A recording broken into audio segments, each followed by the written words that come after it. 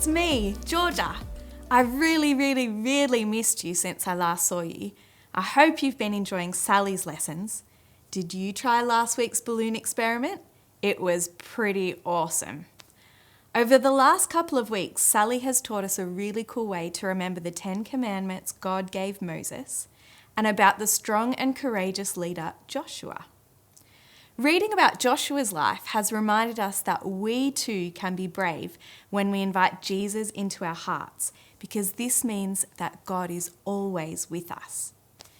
Do you know who's always with me? Well, when I'm at work anyway.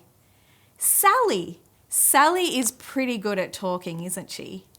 When we're together, we have some great conversations, but not everything she says to me is audible, meaning she doesn't always use words to speak to me.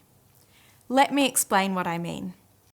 I'm not very good at celebrating my own birthday, but last year Sally made a big deal of me by giving me a present. She had heard me once talk about my favourite brand of candle, and she remembered and gave it to me for my birthday. This spoke to me through her actions. It was like she said she loved and valued me without having to use those words. You know what I mean? It's like when your parents or carers cook you dinner. It's just one of the many ways that they tell you how much they truly love you by providing for your needs. Today, we're going to explore together how God can speak to us. The way God speaks to you and the way God speaks to me might be a little bit different, but this is not what's important. The important part is learning to listen. Listening to God doesn't always mean hearing something, like a voice. It's often about observing, which means noticing things, and realising that these things aren't a coincidence, meaning they didn't happen for no reason. They happen because God wanted us to notice them, and that's often how He speaks to our hearts. I often feel like God is speaking to me when I get to enjoy a beautiful sunset that He created. It's like He's saying, "Georgia, my love, I see you, I delight in you, and I wanted to warm your heart today as a reminder of how much I love you." Isn't that cool? It always makes me smile as if He's speaking just to me, even though everyone can see the sunset. Now, before I go any further, I wonder, do you have a set of cards at your place? We're going to pause in a moment so you can ask your parent or carer to help you find your stack of cards, because you're going to need them for today's challenge. And when you come back, I've got a storybook for you that teaches us a little bit more about how God speaks. So I need you to get really comfy before you hit play again. Okay? Ready? Go.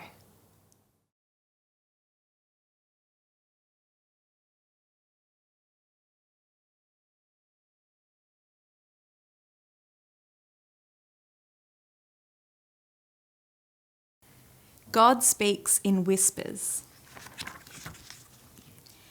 Big sound, little sound, where in the world is God's voice found?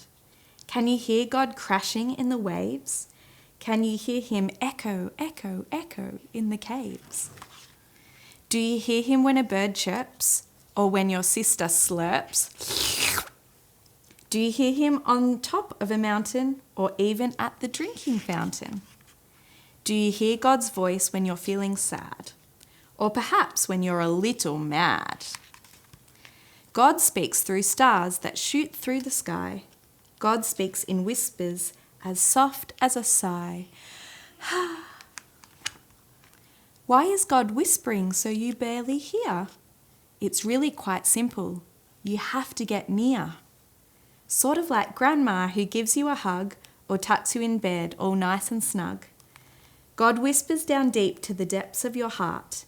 I've been with you from the very start. God speaks through His word so you know what is right. God speaks in dreams, by day and by night. God speaks through nature like a big blue glacier. God speaks through family and friends and so much more, sometimes right in the middle of a chore. Just like waves that speak for the ocean, or friends who make quite the commotion. God points the way for you to go. God whispers things that you need to know. He says what is true, that you can be you, even in all of your hullabaloo. Late at night after you close your eyes, and long before it's time to rise, God is present, God is waiting, God is even recreating. So when you wake up to a world that's spinning, jump out of bed, get dressed and start grinning. For God's whisper is in your smile, even as big as a crocodile. Some days are filled with lots of fun, like running and jumping and playing in the sun. Mum tickles your tummy and makes you wiggle until you let out a great big giggle. But even on days that aren't so good, days when you don't feel heard or understood, your feelings, they matter, even if they're all mixed up like pancake batter. God is speaking, rain or shine. God is loving all the time. Remember that God is still right here, listening to every single prayer. Above all else, know this is true, that God is singing all around you. In the book of Joshua, God sent his special messenger to speak to him, an angel who came in the form of an army commander, and reminded Joshua that he was not in charge, but that God would tell him how to conquer the city of Jericho. Joshua only had to do what he was told, but the more he listened to what God had to say, the more he wondered at the strange orders he was given. Joshua was wise enough to follow them, sending 7 priests with trumpets to march at the front of the procession, with the Ark of the Covenant behind them to signify that God was with them, and the soldiers were to march behind the priests. Nothing was said about swords or spears, bows or arrows, or any weapons needed to attack a city. The procession marched around the city once every day for 6 days, and the priests blowing on their trumpets, the soldiers marching quietly behind them before they returned to their camp.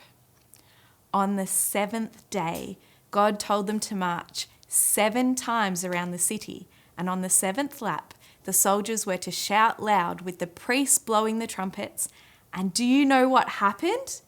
The walls of Jericho trembled and shook, and the walls came tumbling down. Joshua listened to God's strange instructions, obeyed them, and God's people had the victory. I wonder sometimes if you've ever felt God whisper to your heart, maybe while you're in a yelling match with your parents or siblings, that maybe you need to apologise.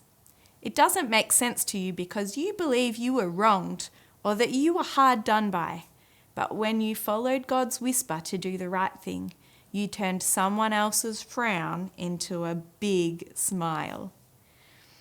I'm sure if you have a children's Bible at home, you can find the story of the Battle of Jericho that you could ask your parent or carer to read with you. Now, to this week's challenge. A house of cards is nothing like the solid walls of Jericho that were torn down during the Bible story today. But they do easily fall. This was one of my favourite challenges to do when I was little. I would challenge my brother and we'd both build a house of cards on my grandparents' pool table and see who could get it the highest before it fell down. So this week I challenge you to build the biggest house of cards you can. And if you're able to capture it with a photo before it falls down, we'd love to see it on our kids' Facebook group. Take care this week, kids, to practice listening to what God is whispering to you through His Word, through other people, or maybe through creation. Remember, He is always talking to you because He is with you wherever you go. Have a great week, kids. Enjoy the school holidays, and I'm hoping to see you back in church in person in term 3. Bye.